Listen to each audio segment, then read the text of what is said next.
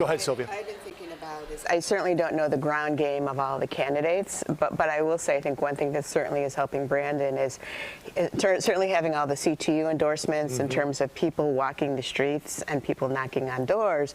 But in addition to that, one of the things I think that's really differentiated this campaign than others is that Brandon got all the Northwest Side Latino electeds lined up behind him, right?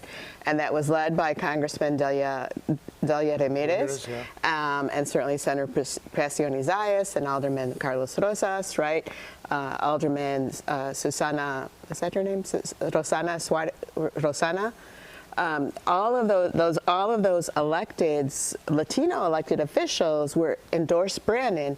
And certainly with the election of Congressman Delia Ramirez, they had a very fierce ground game to get her elected that just got activated in November, that's been reactivated for this election. Was this because Garcia got into the race so late? Yeah. I mean, this was something that people worried about with Jesus. And the other question is, he got in so late that Brandon Johnson got the CTU and several other key endorsements. And then people wondered, why did he run for Congress? If he really wanted to be mayor, should he have run for Congress? Well, I can't answer that question. I can say that he was being asked if he was going to run before the CTU made their endorsement, and he was vacillating or hadn't made up his mind or had said yes or had said no, and said he wasn't going to make up his mind for a while. So then CTU said, well, we're not going to wait. They endorsed Brandon. So that all of those Latino electeds that I mentioned on that whole Northwest Side corridor, they were already lined up behind Brandon when Congressman Garcia entered the race. Leslie, you want to weigh in on this? Yeah, I mean, I agree with you 100%. But the only thing that caused me some concern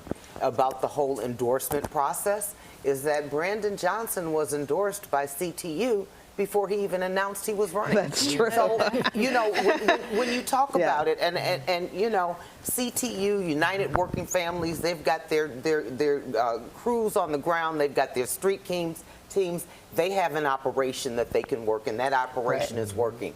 But at least you got to kind of like play, like you wait till the candidate announces, and then you do your endorsement, because that meant that nobody else was going to get a fair shake. Yeah. Right. And Do you think that there was anyone else that had a strategy in terms of, like you were mentioning, Sylvia, the ground, but also the money to really saturate, you know, I guess, the field so that they could get these votes that were sort of undecided here? Well, I think the early money, you know, I think that Congressman Garcia was perceived to be a front runner in the initial stages of the race, and the early money and the ads that were certainly put out by Mayor Lightfoot, that attack ad that ran all through December and January, really, I think, dramatically impacted him. So it was as much the attack ads, I think, that impacted, that have addressed some of, I think, Congressman Garcia's vulnerability.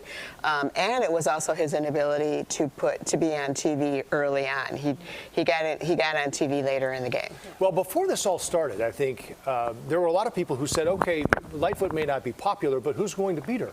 And it wasn't until Congressman Garcia got in that people said, okay, well, he might be able to beat her. Right. But regardless of all of that, look at what Brandon Johnson has done up to this point, and if these results continue. Yes, he was in early, but despite all that, move forward, he's beaten a 40-year politician with a gigantic name, and he's defeating the incumbent mayor. How's he able to? He even said, nobody knew me when I started this. well, I mean Even 2 weeks ago, people didn't know. well, you know, I think you have to look at, I mean, again, Chewy getting in late was not a good thing, and you need a new message. I think one of my colleagues, you know, said, turn the page already. We have not seen a clear plan from you, and so I don't think that people knew quite where Chewy fit in and exactly what his platform is at this time. Brandon Johnson has been very clear. Brandon Johnson has been above board. You know, he talks about what he wants to see, how he wants to see it, and he has stayed on message, he has stayed on script and steady. He did not take swipes at anybody, no puppets, no, you know, all the other things that we've had.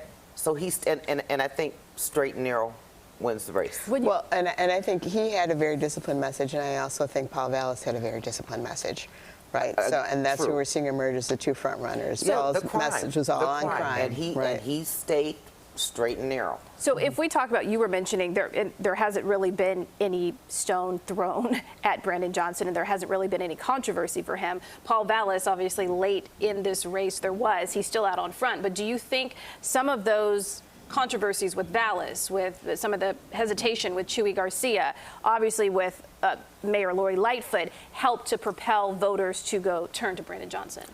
I don't think so, because I think it's really different kinds of voters that are coming at, that are endorsing each of the different candidates, a different sector of Chicago. I mean, obviously Brandon effectively said that he was the most progressive individual in the race, and not only has the CTU, he's got the whole Northwest Side Latino electors lined up behind him, and he's got the youth vote behind him, right? He also had 40% that voted early, and so that was before a lot of these controversies happened.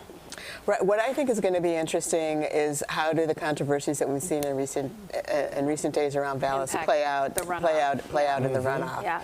Because I don't think people invested in any attack ads against him, because, as I said earlier, he was the outsider. Yeah. He was the outsider. People were not expecting him to be able to surge the way that he did. And for most people who already had decided, even if there was a segment that was undecided, that was on the fence, it's quite minimal compared to those who probably already made their decisions for Vallas. You know, the voters that I've talked to, the ones that I'm still talking to, my friends, family members, you know, safety, crime is the number one factor. And if anything that I would add is that you have to take this seriously. When people are telling you from one end of the city to the other end that crime is an issue, you need to address it. Well, this was a message you talk about. Everybody was on point. Vallas looked right in the camera and said, your safety is my priority.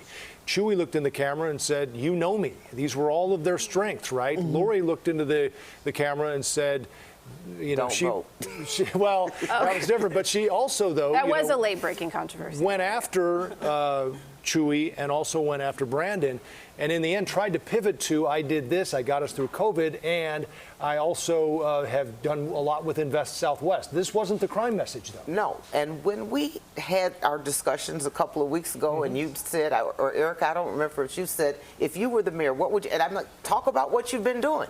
Right? And so now that she's done all this other stuff, and she's still not talking about the crime.